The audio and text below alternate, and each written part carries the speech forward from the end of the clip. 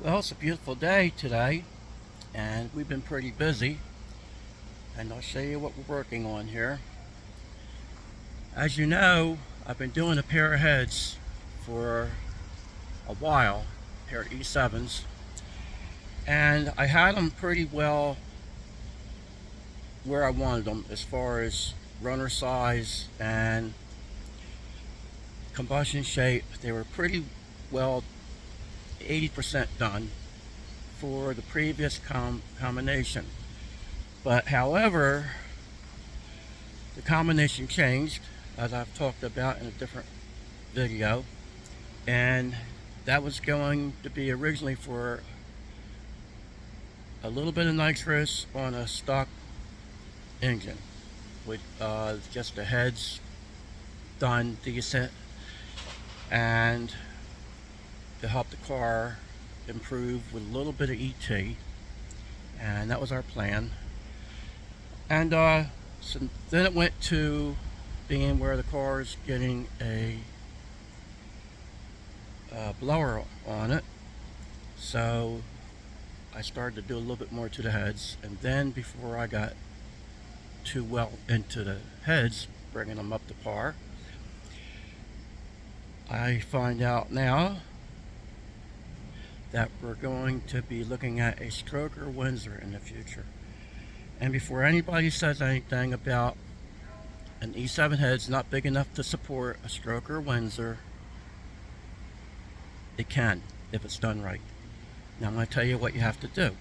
You have to widen the floor, widen the roof, because the floor will change the short side radius when you widen it onto the sides. You don't touch the bottom of the floor, you widen the sides of the floor. I don't usually tell people too much of this stuff because I have my own theories and opinions about it, but I might as well explain somewhat what I'm doing here. It's not just making the port bigger for volume, it changes the whole radius of the port and the way the air moves around the short turn. And when I widen the port itself and do certain things there, it also changes how the air is moving through the port to one side or the other, and it can center the air to the middle of the runner instead of the air staying to one side like in most cases. I try to make that a 50-50 shot, which is hard, but we're doing what we can here to correct all this. So I want to explain a little bit about this before I show you anything, because you're always going to have that one fella say, I don't care what you do to the E7s, they'll never support a stroker engine, 400 cubic inches or 390. And that's fine, well and good for people that want to think that.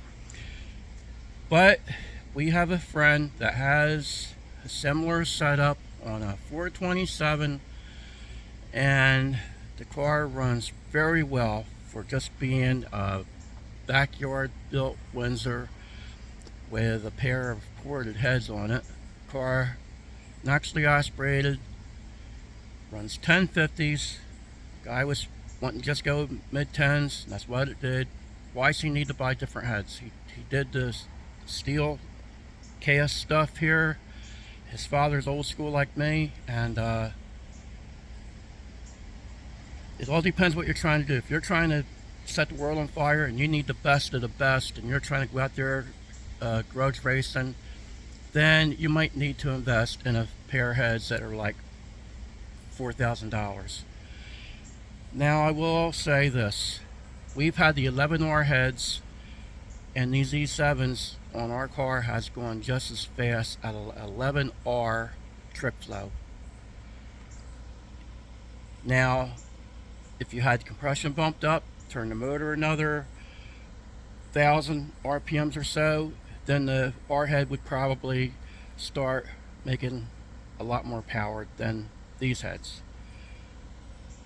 But it all depends. I've never blown the other heads out as far as I have these two, so we have a lot more volume. I'm comparing it to what we have on the other car already when I make these statements, so my opinion may change. But before I rattle on here too much, I just wanted to explain things a little bit, and let's get a visual here, because this is for my buddy Mickey. He's like a son to me, and he wanted to see the heads compared the way I left off on them originally to where they are now. So let's do that. I sat around in the shed out here, so they're a little bit rough looking. It doesn't take long for cast iron to oxidize, so don't mind the exterior here. We're going to just look at the runners here. So this is what we had before, and this was the original way we were going with a little bit of nitrous and naturally aspirated a lot of times. So it's still a decent little head. But then we switch over here,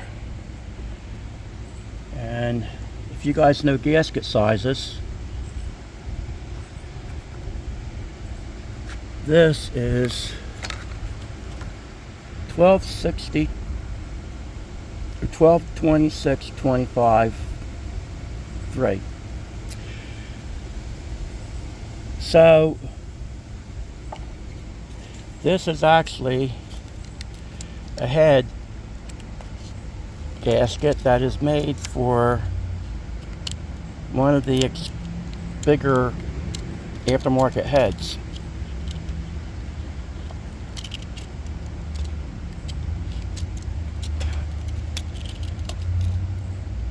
That may give you an idea of what we're going for here. Corner to corner.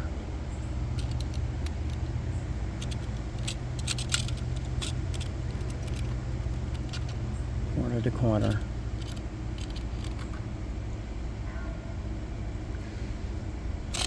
So, as you can see, we have a little hole here. And what I've done is move the port over. This is getting tubed, and this gives a more equal port to the valve. So this might give you a good visual here. And then there. I can't really see the marks, but let's try to center this down the port. Maybe that will give you a better idea than me holding the tape measure up there. More so than this, even when I did these, I straightened this wall. So, you see guys, they talk about a stage 1, a stage 2, a stage 3. I do heads according to what the combination is. That stage 1, stage 2. There's a guy on YouTube that does a stage 2 head. He prides himself on that. Says a stage 3 is no better with the GT40 steel heads, and to me that's just that's just almost a selling point to try to push a head that's half done. What is a stage 1 head? What are you leaving out on that head, or a stage 2? This is how I look at this stuff. I'd rather say, well, we did certain things to the short turn. We left different angles on the port to make a head accommodate an automatic car or a heavy vehicle, or 11-to-1 compression or 8-to-1 compression. This is how I do heads. I consider all them factors when I do a cylinder head. There's not one port size that fits all. It's all according to the combination. So this is how I do it, and it's just one of the things that I believe in, and it hasn't let me down yet. And a lot of the LS stuff I've done has proven a lot with my theories and port volume and things like that. And I've had them heads do very well, run exactly the number that I was looking for. when I talked to the customer, he wanted a certain time out of that car. I told him 1070s like the second time down the track, and in the hottest weather with no air. The air quality was terrible. So we matched his stroker engine that he had in that before with a pair of Victor Juniors with a pair of LS heads. So I'm giving you scenarios here so guys will understand that this isn't just about a bigger head, because every time you do a video like this here, you're going to have a comment and the guy's going to say, I don't care what you do to the Mi-7s, the other head's better. I don't care what other head's better, if it is, because we're after a certain number out of this vehicle using stock factory parts. And that's what this is about, to see how fast we can go and match some of these aftermarket engines that are stroked out. And there's nothing better to make than to go out there with some little, knowing you have a stock base 302 with a little bit of head work done, and you're out there running against these guys that have $10,000 into a motor. Like, it's just, to me, it's just like the best feeling in the world, to be honest. I mean, not good for them, but it's just a nice thing that you can be proud of when you do something and take this factory cast stuff that wasn't intended to do anything near what we're getting out of it. And I know this, the super stock guys, they know the tricks. A lot of times where I do something blown out like I'm doing here, a super stock guy would actually make the port smaller. They have rules to go by. They got to keep stuff looking original a lot of times. They have different classes. So that's not about this, because one of the guys just said to me in one comment that he gave me the whole lowdown on that, and because I'm trying to do my little thing and I want it to look factory mostly, and it was only because of what I want. It's not about a class. So I do know some of the rules of some of the stock classes. I actually have a pair of heads that were off of a class winning car. He was world champion. He's a friend of ours, and that was in the factory stock thing that was out real popular years ago with the 302s. So anyway, I wanted to show you guys this, and I'm going to show these again. That way Mickey can get a little more view of this and realize how much more grinding I'm doing here. So here you go.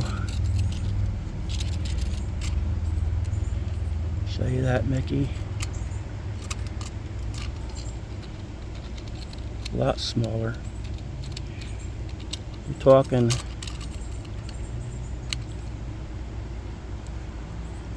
there's the 2 mark underneath. So just in port volume, you picked up that much just from the roof to the floor. So that would decently feed a 351 Windsor.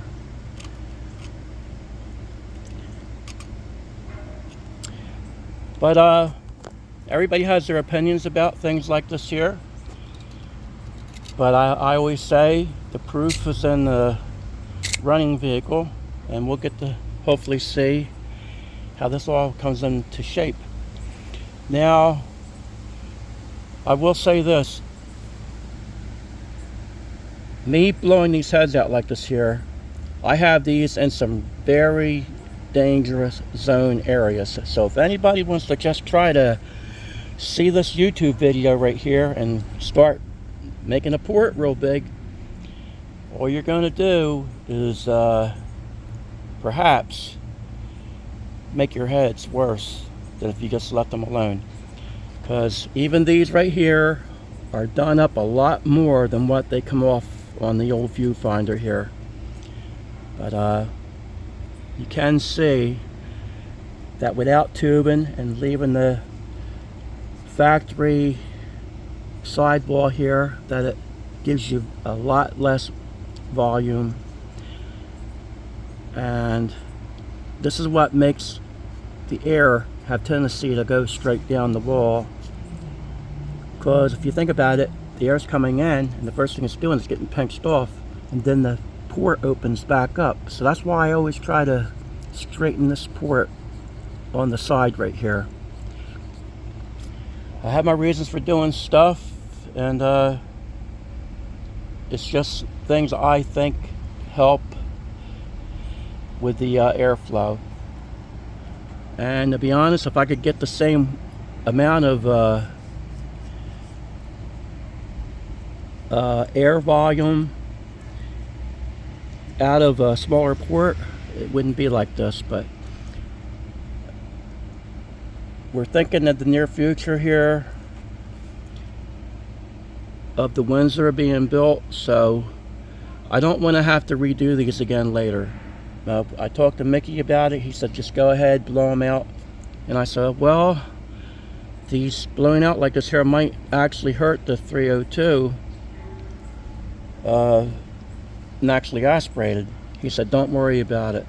He said I don't know if we're going to run it naturally aspirated anymore. He has a blower, so it may be getting these heads once they're finished with the blower behind it.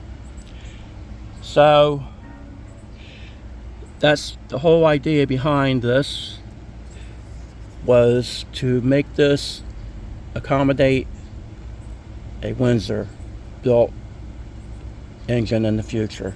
That's probably going to be around 390 cubic inches. So I thought I'd show this and share this to everybody. And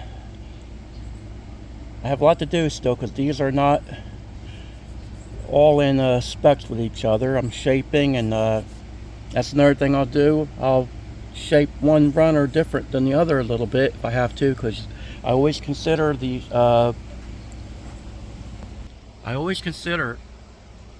what runner is doing what, how much angle's on the runner on the intake coming into the head. So sometimes I'll shape the port in the head a little bit different, and I don't want to sound like this is real technical or anything, but it's just things that the eye sees that I don't like sometimes, and I'll just try to correct it the best I can. And just my own ideas about some of this stuff, and I'd like to share it with you guys and show you what we're doing here, and hopefully when I do these videos, it'll give somebody a little bit of inspiration to maybe do their own head and try to do some work themselves, where a lot of these guys that do YouTube, they like to show you all this fancy stuff and scare you off of doing it. Now, the only time I want to deter somebody from doing their own head is when they try to do something like I'm doing here. You're pushing the envelope, getting the head casting real thin, and then you've messed your head up. That's the only thing I don't want somebody to do, is to watch my own way of doing stuff here. Because if you're just doing a little pair of heads for a street car and you don't have the other performance parts, and you're not a real serious racer, there's no reason to blow one of these heads out the way that I'm doing this right here.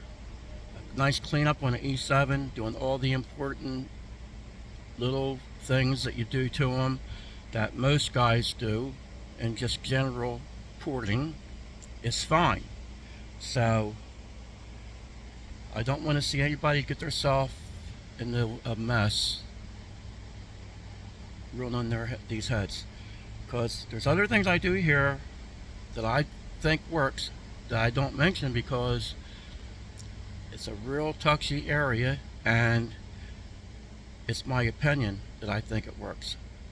I just know by how the vehicles run when I do these things, and that I believe in, but I don't want to tell somebody else to do it and have them be where they're disappointed. So that's where I'm at. I always try to think about the guy that's out there that's never even tried to do something on his own, and then he sees all these guys on YouTube doing this, that, and the other, and now he's in there grinding away, and that's a mistake. A little is good, and if you go too much, that can be a disaster. So you always want to make sure if you're doing something to a head that it's improving the head. You just don't want to hog something out. A big runner is not where you need to start. You need to start right here. All these areas here, getting your bowls nice and shaped, because in E7 they're flat in areas, and you just need to round all this stuff in without going through. And there's ways of doing that to do it safely. You see most guys use a carbide bit and things like that, but if you just use something like this here and you're an amateur or just starting out, this can blend that bowl very nice. So you want one that looks a little bit better than this without a piece of hair stuck on it though. This is pretty used up. I'm just showing you guys what you can use, and they make them, these actually come in a set, these little doohickeys here, and the next size up would actually work very well in here too, keeping the shape. Something like this here will help you keep the shape of the bowl. So that's why I try to show little different tools that I use for the average guy that's not familiar doing this kind of work. Now there's other ways of doing that I have shown on my videos, but I think about the guy that's never tried doing this before. I try stressing this because every time I do a video, there's usually somebody that says, have you ever tried using this or that or the other? So I'm trying to cover. I've used everything from a grinding stone to a carbide bit to a sanding roll, and usually I use all 3 or 4 doing a job. I only show partially what I'm doing here. And I had one guy ask me, finishing off with an 80 grit on an intake runner, if that's too aggressive. No, it's not. Even a 60 roll, a 60 grit. But here's the thing, whatever you're using that 60 grit or 80 grit sanding roll on, it depends how fast you're running your die grinder or whatever you're using, because the faster you run that, it will have tendency to change the grit of that paper. It will give you more of a faster speed will give you more of a shine, and a slower speed will give you more of a bite. It will dig in more at a slower speed. You'll get more metal going on a slower speed most of the time. A higher speed will heat the paper up. Even sandpaper will get hot and not want to do its job, and it will wear out quicker at a higher speed. So I thought I'd throw that in there. I'm going to cut this back short here a little bit now, this video, because I think I've gone long enough. And get back to work here. But there you go, Mickey. There's your original head. After I had it pretty well straightened out. Can't really see down in there too good, but now all I got to do is match this one to this one. It's always best when you're doing head work to do everything at the same time. Like you do all your bulwark at the same time, or all your runners at the same time. You go get done with one head, then you move on to the next head. You stay consistent that way, especially if you're using like grinding stones, because stuff like a grinding stone will change shape if you're using one of them. They wear out. Like this starts out that big and winds up this big until you keep using it, and it will be even smaller. It will be down to this. So maybe that would give you guys a visual. So yeah, they were like that big when I started out. So keep in mind all these things when you're doing heads and porting or grinding on anything. If you're using something like a grinding stone, they change shape. So I didn't mean to badger on too long about this. I think of all these scenarios and things I think are important, and I could do 3 or 4 different videos and break up information, but all it does is make you guys have to try to catch another video when I could have just said it in one video. I notice a lot of guys do that on YouTube. They'll save segments for just to put videos out. That's probably a smart thing to do when you want to get some numbers up on YouTube. But I try to do things a little different. I just try to look after the guys I'm doing the work for and the people that watch my channel. I think of things that are good for them. So anyway, guys, with that, I'm going to call it a day here, I think, and finish a little bit more head work up here, and then I'm going to pack it in. It's starting to get a little bit late in the evening now, near dinner time somewhat, and I think I've been out here long enough. I'm in the shade, but it's still a little bit, not terribly hot, but it's a little bit where I need a drink. Thank you for watching, and if you like this stuff and you're not subscribed, hit the old button. If you have a friend that's interested in this stuff, tell your friend. And to all you guys already subscribed, thank you very much. Alright everybody, God bless. Take care.